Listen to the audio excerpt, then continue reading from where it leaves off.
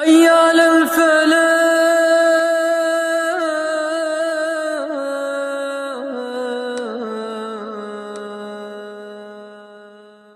آپ کو ڈائریکٹ پڑھنے کا حکم دیا جا رہا ہے، اور تعلیم علم کا معیار اتنا ہائی ہے کہ آسمانوں سے چل کر پوری زمین کے لیے تا قیامت قائم ہونے تک کے اصول آپ کو دیے جا رہے ہیں۔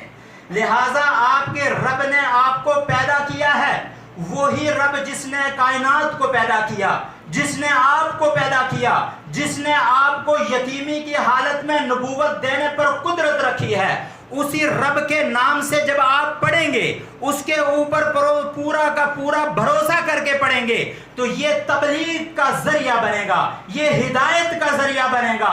تو سب سے پہلے پڑھنے کا معیار یہ ہے، سب سے پہلے پڑھنے کی کسوٹی یہ ہے، سب سے پہلے پڑھنے کا اصول یہ ہے کہ پاک اور صاف رکھ کر نیت خالص ہونی چاہیے۔ یہ آیت بسم ربک کا، یہ آیت کا ٹکڑا بتا رہا ہے کہ اگر رب کے اور بندے کے درمیان کوئی چیز حائل ہو جاتی ہے، جو چیز حائل ہوگی نہ وہ بندے کے حصے کی ہوگی نہ وہ رب کے حصے کی ہوگی، اور جو بندے اور رب کے حصے سے خارج ہوگی اس کی کائنات میں کوئی ویلیو نہیں ہے۔ اقرا بسم ربک، آپ پڑھیے، آپ پڑھے لکھے نہیں ہیں، اس سے پہلے آپ نے پڑھا نہیں، اس سے پہلے کوئی علم نہیں سیکھا آپ نے، ہم آپ کو پڑھانا چاہتے ہیں۔ لہٰذا آپ ایک ایسی ذات کے نام سے شروع کیجئے، پھر کمال دیکھیے اس توکل کا، پھر اس معیار تعلیم کا کمال دیکھیے کہ آپ کو ملتا کیا ہے اس دنیا کے اوپر۔ پتہ یہ چلا اس میں عقیدہ بھی ہے کہ قرآن کو پڑھنے کے لیے فَاعْبُدُوا اللَّهَ مُخْلِصِينَ لَهُ الدِّينَ حُنَفَاءَ وَيُقِيمُوا الصَّلَاةَ وَيُؤْتُوا الزَّكَاةَ وَذَلِكَ دِينُ الْقَيِّمِ۔ یہ وہی چیز ہے، عقیدہ جب تک صاف نہیں ہوگا علم نفع بخش نہیں ہوگا۔ اسی لیے اللہ کے رسول صلی اللہ علیہ وسلم کہتے تھے اللہم انی اعوذ بک من علم لا ينفع، اے اللہ ایسا علم جو فائدے مند نہیں ہے وہ مجھے مت دینا، اس سے میں تیری پناہ چاہتا ہوں۔ ایسا علم جو نقصان دہ ہے، ایسا علم جو وبال جان بننے والا ہے، ایسا علم جو تطہیر قلب کے خلاف ہے، ایسا علم جو بوجھ بننے والا ہے، اللہم انی اعوذ بک من علم، اے اللہ ایسے علم سے تیری پناہ چاہتا ہوں، دوری چاہتا ہوں، چھٹکارا چاہتا ہوں، لا ينفع جو فائدہ نہیں دینے والا ہے، ومن قلب لا یخشع اور ایسا دل جو ڈرتا نہیں۔ اور علم کا کمال یہ ہے کہ اگر علم عقیدے کے مطابق ہے، اگر علم اصول کے مطابق ہے تو دل پسیجے گا، دل اس کا تابعدار ہوگا، دل اس کو مان کر کے چلے گا۔ اور اگر دل کسی علم کو نہیں مانتا ہے، اس علم کے سیکھنے میں کمی ہے۔ قرآن کہتا ہے لَهُمْ قُلُوبٌ لَا يَفْقَهُونَ بِهَا، دل ہے سمجھنے کا کام نہیں لیتے۔ وَلَهُمْ أَعْيُنٌ لَا يُبْصِرُونَ بِهَا، آنکھیں ہیں جو چیز دیکھنی ہے وہ نہیں دیکھتے ہیں۔ وَلَهُمْ آذَانٌ لَا يَسْمَعُونَ بِهَا، کان ہے سننے کی صلاحیت ہے لیکن تربیت اور ٹریننگ غلط ہے، جس کی وجہ سے کان ہوتے ہوئے بھی نہ انسان کے لیے فائدہ ہے نہ اللہ کی ذات کے لیے فائدہ مند ثابت ہو رہا ہے۔ لہٰذا ایسے کان کی کوئی اہمیت نہیں، ایسے دل کی کوئی اہمیت نہیں۔ اولئک کالانعام، یہ جانوروں کی طرح ہیں، بل ہم اضل، بلکہ ان سے بھی گئے گزرے ہیں۔ یہ وہ علم ہے جس علم کی ابتدا ہمارا دین کی ابتدا ہی اس علم سے ہوئی ہے۔ کہا اقرا، پڑھیے، آپ پڑھے لکھے نہیں ہیں، اس کے باوجود یہ تجویز دی گئی ہے بسم ربک کا، اپنے رب کا نام تو لے لیجئے۔ اور یہ توکل کا اعلیٰ معیار بیان کیا گیا ہے اس کے اندر کہ توکل کے ساتھ، اگر توکل ہے اللہ کی ذات پر بھروسہ ہے تو آپ کو جیسا حکم دیا جا رہا ہے زبان چلا کر کے آپ دیکھیے، آپ قرآن پڑھنا شروع کر دیں گے۔ اقرأ بسم ربک الذی خلق، خلق الانسان من علق۔ ایک قدم اور آگے بڑھتے ہیں، کہتے ہیں پڑھا لکھا نہیں ہے میرے محبوب تم، لیکن میں تجھے پڑھانے پر قادر ہوں، جو پتھروں سے بلوا سکتا ہوں، इंसान के आज़ाए जिस्मानी से बुलाने पर कादिर हूँ, ज़र्रात पर को बुलाने पर कादिर हूँ, दरख्त और शजर और हजर को बुलाने पर कादिर हूँ, वो मैं तुझ मोहम्मद की ज़बान से भी बुलवाने पर कादिर हूँ। उस रब के नाम पर भरोसा कीजिए जो आपका खालिक है और आपकी जो तख्लीक ऐसी चीज़ से हुई है जिस तक इंसान के जहन की रसाई भी मुमकिन नहीं है। खलक़ल इंसान मिन अलक़, खून के एक लोथड़े से पैदा किया जिसके अंदर कोई जान मौजूद नहीं थी। उससे जब मैं तुझे पैदा कर सकता हूँ, इंसान को पैदा कर सकता हूँ, तो मैं तुझे पढ़ाने पर भी कादिर हूँ। लिहाजा ये जहन में नहीं रखना है कि मैं पढ़ा लिखा नहीं हूँ, बल्कि तूने जहन में ये रखना है कि जिस रब ने अलग से इंसान बना के खड़ा कर दिया, वो रब इस बात पर भी कादिर है कि एक गैर पढ़े लिखे इंसान को पढ़ा भी सकता है। मैं तुझको यतीमी की हालत में नबूवत से नवाज सकता हूँ, तो तू इंसान कामिल है, तुझसे मैं पढ़वा भी सकता हूँ। इक़रा व रब्बुकल अकरम, एक अलग फेज, एक डिफरेंट फेज की तरफ आ गए अल्लाह तबारक व तआला और कहा पढ़िए आप, व रब्बुकल अकरम, तेरा रब इतना जनरस है, इतना सखी है, इतना करीम है, जिसकी करीमी की मिसाल इंसानी जबान देने से कासिर है। लिहाजा इतना करीम रब जब हो और वो हुक्म दे रहा हो, आप सिर्फ पढ़ के देखिए, आपको आएगा। अल्लज़ी अल्लम बिल कलम, और इसने कलम के जरिए सिखाया है। लिहाजा इल्म का ताल्लुक कलम के साथ ये इंटीग्रल पार्ट है कि इल्म बगैर कलम के मौजूद नहीं। पुरानी किताबें जितनी भी थी उनकी क्या हालत हुई, किस मयार पर वो पहुंची, अल्लाह तबारक व तआला ने इस कुरान करीम को रसूलुल्लाह सल्लल्लाहु अलैहि वसल्लम की सुन्नतों के लिए और कुरान करीम के लिए इंसानों के सीनों को महफूज खाना बना दिया। पहली किताबों के साथ ये मामला नहीं था, पहली किताबों के साथ ये मामला बिल्कुल नहीं था। लिहाजा इंसानों के सीनों को अल्लाह तबारक व तआला ने महफूज खाना बना दिया कुरान की हिफाजत के लिए और हदीस रसूल की हिफाजत के लिए। तो अल्लाह तबारक व तआला ने यहाँ इस चीज़ की वजाहत की कि रब पर तवक्कुल करके जो आपका खालिक है, और ऐसा खालिक जो गैर जानदार चीज़ से जानदार चीज़ को पैदा कर सकता है, और वो बहुत ज़्यादा करीम है। अल्लज़ी अल्लम बिल कलम, जिसने कलम के ज़रिए इल्म को सिखाया। अल्लमल इंसान मा लम यअलम, इंसान को वो सारी चीज़ें सिखा दी जो वो जानता नहीं था। व अल्लम आदम अल अस्मा कुल्लहा, आदम अलैहिस्सलाम को जो फजीलत देना चाहिए, बरतरी देना चाहिए, फौकियत देना चाहिए, इसी इल्म का इस्तेमाल किया। नबी करीम सल्लल्लाहु अलैहि वसल्लम को यतीमी की हालत में, लाइल्मी की हालत में, जब सबसे अजीम इल्म का आलिम बनाना चाहा, मुफस्सिर बनाना चाहा, शरीयत का शारे बनाना चाहा, नबी और रसूल बनाना चाहा, तब भी इसी इल्म का इस्तेमाल किया। पता ये चला कि कायनात की इब्तिदा इल्म से, कायनात की इंतहा भी इल्म से है। इनसे हट करके जो भी चीज है वो फायदेमंद नहीं हो सकती है। अब मैंने जो कहा कि कुरान के लिए और हदीस के लिए इंसानों के सीनों को महफूज खाना बना दिया अल्लाह तबारक व तआला ने, ये कहाँ है? अल्लाह तबारक व तआला ने कहा कुरान करीम के अंदर एक जगह अल्लाह तबारक व तआला ने इरशाद फरमाया, बल हुआ आयातुम बय्यिनात फी सुदूरिल लज़ीना ऊतुल इल्म वमा यजहदु बिआयातिना इल्ला ज़ालिमून।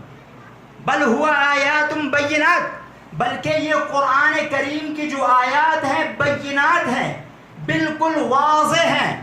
इसके लिए किसी बहुत बड़ी डिग्री की ज़रूरत नहीं है कि डिग्री होगी तो तब कुरान को समझेंगे, नहीं। और बड़े माजरत के साथ कहना चाहता हूँ, बहुत सारे लोग हैं ये कहते हैं कि 14 उलूम, 12 उलूम, 18 उलूम, 10 उलूम, 9 उलूम कुरान को समझने की ज़रूरत है। इससे बड़ा झूठ दुनिया में कोई नहीं हो सकता। और उसकी मिसाल दे दूँ मैं, ये मिंबर रसूल है, किताब और सुन्नत का सेंटर है ये। यहाँ से बगैर दलील के एक बात भी नहीं जाएगी, जो स्टेटमेंट आएगा पूरी जिम्मेदारी के साथ आएगा। मुझे ये बताइए, उमर फिल जन्ना, उस्मान फिल जन्ना, अली फिल जन्ना, अबू बकर फिल जन्ना, हमारा ईमान है, आशरा मुबशरा में से हैं। इनके पास कौन सी डिग्री थी? कुरान को समझा और उस मयार पर समझा जिस मयार को कायनात के इंसानों के लिए आखिरी मयार करार दिया गया है। फ़इन आमनू बिमिस्लि मा आमनतुम बिही फ़क़द इहतदौ, اے کائنات کے لوگوں، میرے صحابہ جیسا ایمان اگر تمہارا ایمان ہو جائے، پوری کی پوری کائنات کامیابی کا سہرا باندھ لے گی اپنے سر کے اوپر. اور اگر تمہارے ایمان کا معیار میرے صحابہ کے ایمان کے معیار جیسا نہیں ہوا تو تمہاری ڈگریوں کی بھی کوئی ویلیو نہیں ہے، تمہاری حیثیتوں کی بھی کوئی ویلیو نہیں ہے، تمہارے ان بلڈنگوں کی کوئی ویلیو نہیں ہے، تمہاری ان کروڑوں کی گاڑیوں کی جو پاؤں کے نیچے لے کے چلتی ہو کوئی ویلیو نہیں ہے.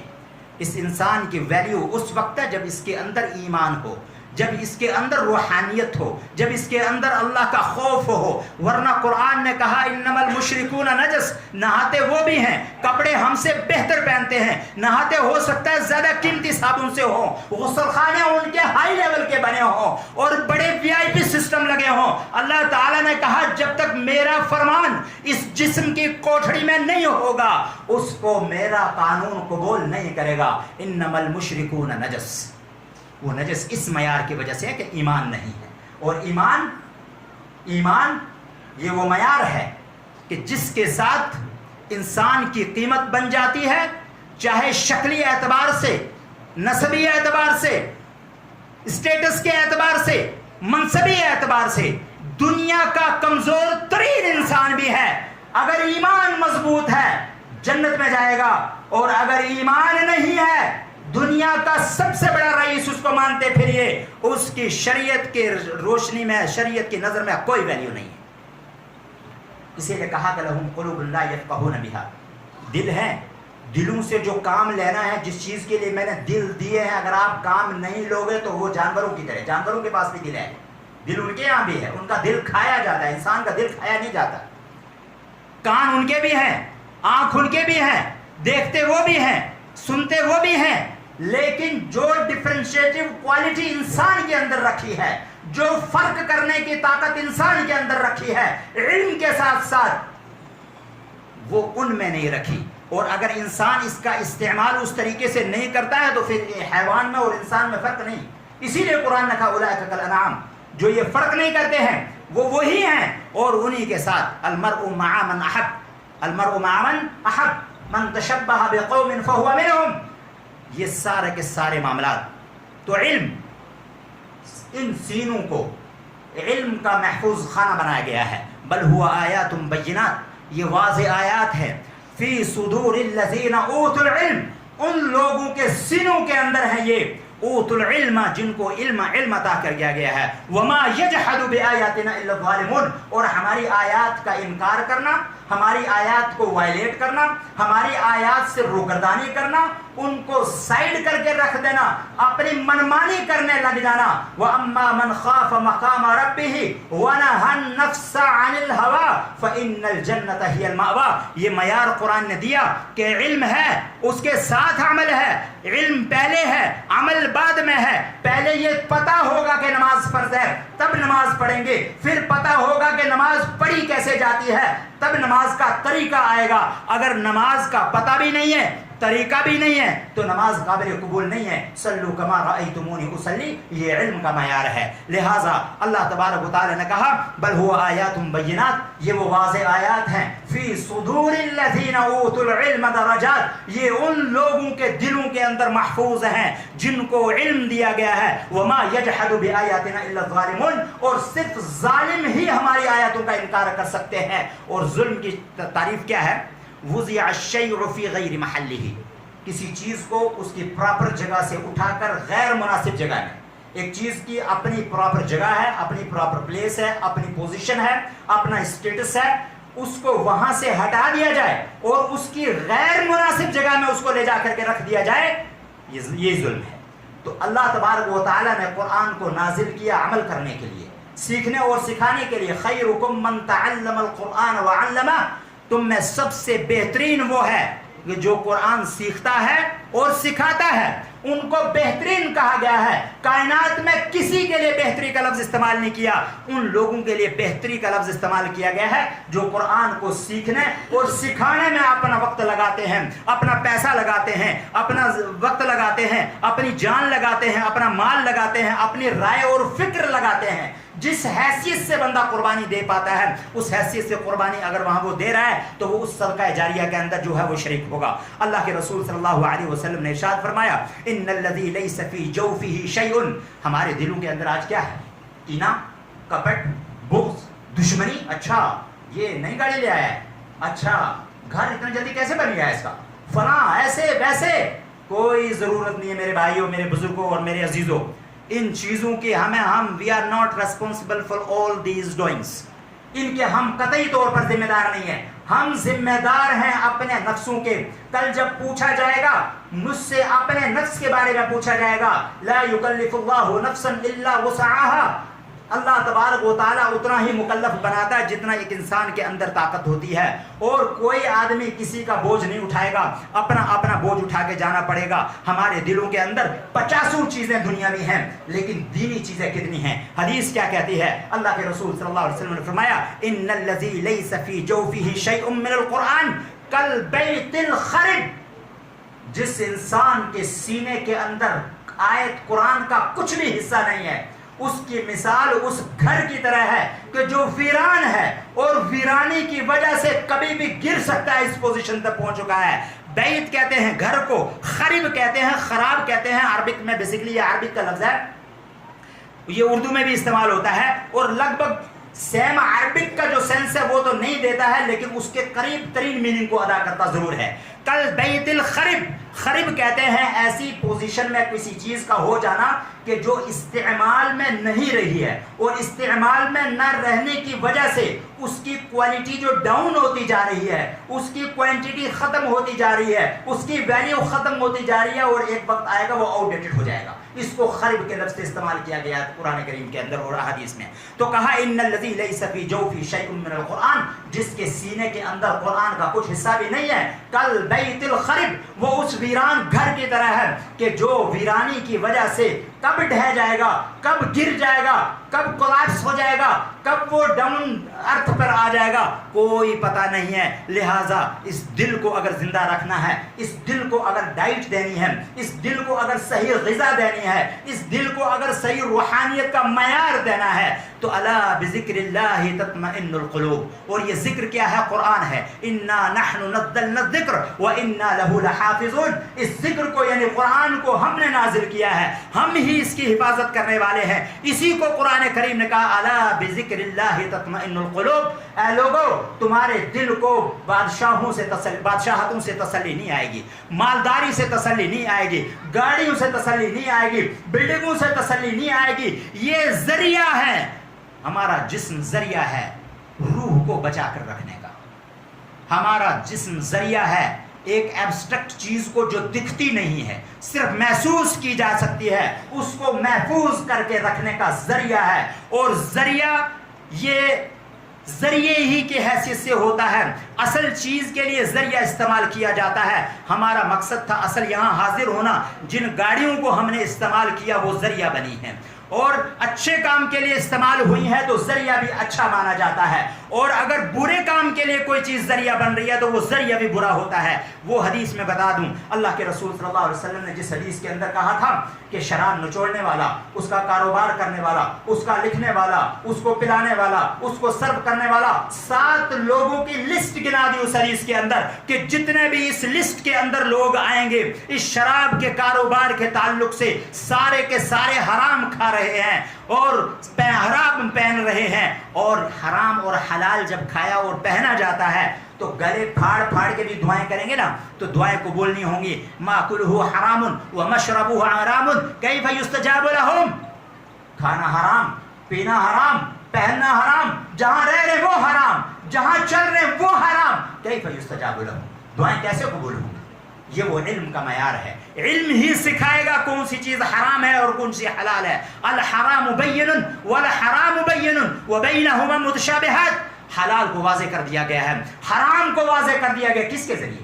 علم کے ذریعے. علم بالقلم، علم کے ذریعے واضح کیا گیا ہے کہ یہ چیز حرام ہے، یہ چیز حلال ہے. جب حرام اور حلال واضح ہو گیا ہے، اب اس کے بیچ کی جو چیزیں ہیں وہ متشابہات میں آتی ہیں. اور متشابہات کا معیار کیا؟ سورہ آل عمران بتاتی ہے. سورہ آل عمران بتاتی ہے، ذرا پہلا صفحہ کھول کے دیکھ سورہ آل عمران.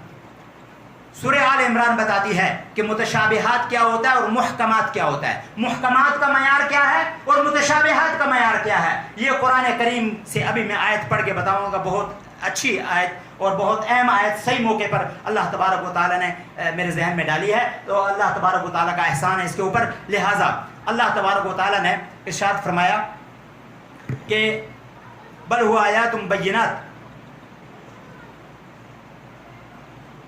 هو الذي انزل عليك الكتاب منه آیات محکمات، یہ آیت سورہ آل عمران، هو الذي، وہی وہ ذات ہے، انزل علیک، اے میرے محبوب تیرے اوپر نازل کر دیا ہے، الکتاب، کتاب کو یعنی قرآن کریم کو، الف لام میم ذالک الکتاب لا ریب فیہ، یہ وہی کتاب ہے جس کا یہاں ذکر ہو رہا ہے، منہ آیات محکمات، اس آیت، اس قرآن کا جو جتنی بھی آیات ہیں ان کے دو حصے ہیں، منہ آیات محکمات، کچھ واضح آیات ہیں، کلیئر ہیں، ان کو پڑھنے سے واضح طور پر کلیئر میسج سمجھ میں آتا ہے۔ وہ اللہ نے جو عقل دی ہے اس عقل کے استعمال سے خالص سمجھانے والا ہونا چاہیے، بتانے والا ہونا چاہیے۔ عقل اتنی دی ہے کہ قرآن کو سمجھا جا سکتا ہے۔ صحابہ اکرام نے اسی عقل کی بنیاد پر، اللہ کے رسول صلی اللہ علیہ وسلم کی گائیڈنس کی بنیاد پر، کوئی ڈگری نہیں تھی، کوئی لینگویج لکھنا نہیں جانتے تھے، کوئی لینگویج پڑھنا نہیں جانتے تھے، صرف بتایا، عقل کے ذریعے اس قرآن کریم کو سمجھا۔ آیات محکمات، اس قرآن کا ایک حصہ محکمات ہے، ہن ام الکتاب، یہی اصل ہے جس کا سوال ہوگا، یہی اصل ہے جس کا سوال ہوگا، یہ علم بتاتا ہے ہمیں۔ ہن ام الکتاب، یہی اصل کتاب ہے، وآخر متشابہات، اور اس کا دوسرا حصہ متشابہات ہے، متشابہات کا سوال نہیں ہوگا۔ الرحمن علی العرش استوى، مثال کے طور پر اللہ تعالیٰ عرش پر مستوی ہے، اللہ کہاں ہے؟ الرحمن علی العرش استوى۔ قرآن کریم ہمیں جواب دیتا ہے کہ اللہ تعالیٰ عرش پر ہے، وہ عرش چارپائی کی شکل میں ہے، نعوذ باللہ، وہ کوئی تخت کی شکل میں ہے، اس کے 8 پائے ہیں، 4 پائے ہیں، 2 پائے ہیں، پائے ہیں ہی نہیں ہیں، بغیر پائے کے آسمان کو کھڑا کر دیا، ہو سکتا ہے اس کے عرش کے پائے نہ ہو، اس کے بارے میں ہم سے کوئی سوال نہیں ہوگا۔ یہ متشابہات ہے، الف لام میم ذالک الکتاب لا ریب فیہ، الف لام میم متشابہات، اس کے بارے میں کوئی سوال نہیں ہوگا۔ اور یہی وجہ ہے، معذرت کے ساتھ کہنا چاہوں گا، دنیا کا 90% انسان متشابہات کے چکر میں پھنسا ہوا ہے، محکمات پر کوئی عمل کرنے کے، کیوں کہ وہ ہماری ایگو کو ڈائریکٹ ہرٹ کرتی ہے، کیونکہ ہم تو پسند دوسری چیز کو کرتے ہیں۔ قرآن کچھ اور کہہ رہا ہے تو ظاہر سی بات ہے، قرآن تو بہت پہلے نازل ہوئے نا، پرانی کتاب ہے یہ، تو آج ماڈرن زمانے میں اتنی پرانی کتاب کو کیوں ہم عمل کریں گے، کیوں اپنی زندگی کے اندر اپنانے کی کوشش کریں گے؟ قرآن کہتا ہے، اللہ تعالیٰ کہتا ہے، هو الذی انزل علیک الکتاب، وہی وہ اللہ کی ذات ہے جس نے اے محبوب آپ کے اوپر کتاب نازل کی، منہ آیات محکمات، اس میں ایک حصہ محکمات کا ہے، ہن ام الکتاب، یہی وہ ہے جس کے تعلق سے ہم سے سوال کیا جائے گا، وآخر متشابہات، اور دوسرا حصہ متشابہات کا ہے، فاما الذین فی قلوبہم زیغ، جن کے دلوں کے اندر کجی ہے، جو اپنی نفسانی خواہشات کے پجاری ہیں، اللہ کی ذات کے پجاری نہیں ہے، اللہ کی توحید کے پجاری نہیں ہے، وہ اپنے نفس اور اپنی نزاکت، اپنا اسٹیٹس، اپنی مالداری، اپنا وزن سوسائٹی کا معیار رکھتے ہیں، اللہ کی شریعت کے سامنے کوئی ویلیو نہیں ہے، کوئی ویلیو نہیں ہے حضرات گرامی۔ اللہ تعالیٰ نے کہا فَأَمَّا الَّذِينَ فِي قُلُوبِهِمْ زَيْغٌ، جن کے دلوں میں کجی ہے، جن کے دلوں میں ٹیڑھا پن ہے، جو قسمت آتے ہیں، اپنی ایگو کو اونچا رکھتے ہیں میرے احکامات کے مقابلے میں، زیغ یہی وہ چیز ہے، ٹیڑھا پن، کجی۔ اور کجی کب ہوتی ہے؟ ٹیڑھے ہم کب ہوتے ہیں؟ کسی کو اوائڈ کرنا ہوتا ہے تو ہم سائڈ لے کے گزر جاتے ہیں، یہی زیغ ہے، اسی کو زیغ سے تعبیر کیا قرآن کریم نے۔ اور فی قلوبہم زیغ، جن کے دلوں کے اندر ٹیڑھا پن ہے، کجی ہے، جن کے دلوں پر زنگ لگ چکا ہے، اور دلوں کو زنگ لگتا ہے، حدیث موجود ہے، دلوں کو زنگ لگ چکا ہے جن کو فَيَتَّبِعُونَ مَا تَشَابَهَ مِنْهُ، وہی متشابہات کے چکر میں پڑ جاتے ہیں۔ یاسین کا مطلب پتہ نہیں کیا کیا بتاتے ہیں، نون کا مطلب مچھلی بتاتے ہیں، او بھائی کہاں سے آیا؟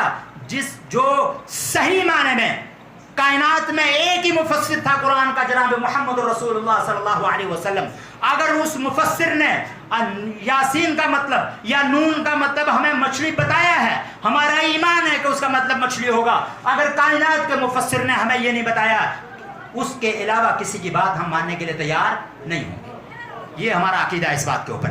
فَأَمَّا الَّذِينَ فِي قُلُوبِهِمْ زَيْغٌ، جن کے دلوں میں ٹیڑھا پن ہے، فَيَتَّبِعُونَ مَا تَشَابَهَ مِنْ، وہ متشابہات کے چکر میں پڑ جاتے ہیں.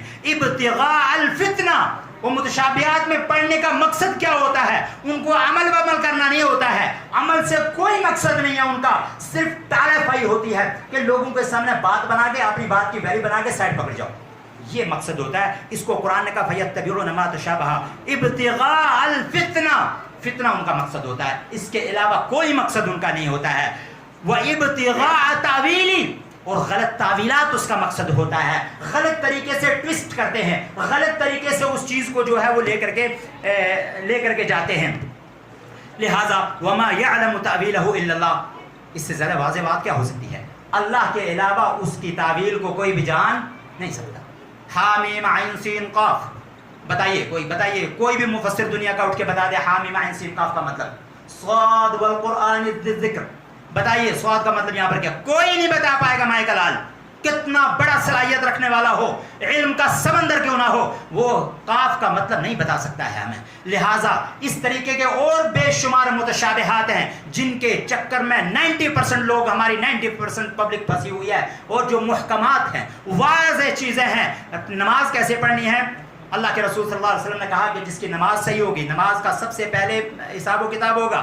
جس کی نماز درست نکل گئی، ساری کی ساری چیزیں درست نکل جائیں گی. اور نماز کیسے پڑھنی ہے؟ اللہ کے رسول صلی اللہ علیہ وسلم نے کہا صلو کما رأیتمونی اصلی، نماز اس طریقے سے پڑھو جیسے میں پڑھتا ہوں. ایک صحابی نماز پڑھ رہے تھے، پتہ یہ چلا کہ اگر طریقہ اور نیت ایبسنٹ ہے، طریقہ ایبسنٹ ہوگا تب بھی ضائع ہو جائے گا، نیت ایبسنٹ ہوگی تب بھی ضائع ہو جائے گی. نیت اتنا بیسک چیز ہے، اگر طریقہ صحیح بھی ہے، نیت صحیح نہیں ہے، وہ عمل کبھی بھی قابل قبول نہیں ہو سکتا. نماز عین سنت کے مطابق ہے لیکن نیت صحیح نہیں ہے. پوری خشوع اور خضوع کے ساتھ بندہ نماز پڑھ رہا ہے، ریاکاری اس کے دل کے اندر ہے، اس کے دل کے اندر کجی پائی جا رہی ہے، اس سے مراد کچھ اور ہے، اس کو نماز پڑھنا مراد نہیں ہے. تو ہم تو نہیں دیکھ رہے ہیں لیکن اللہ تبارک و تعالیٰ کی ذات دلوں کے بھید کو جانتا ہے. تو لہٰذا اس کی نماز نہیں ہوگی. لہٰذا نیت سب سے امپورٹنٹ ہے کسی بھی کام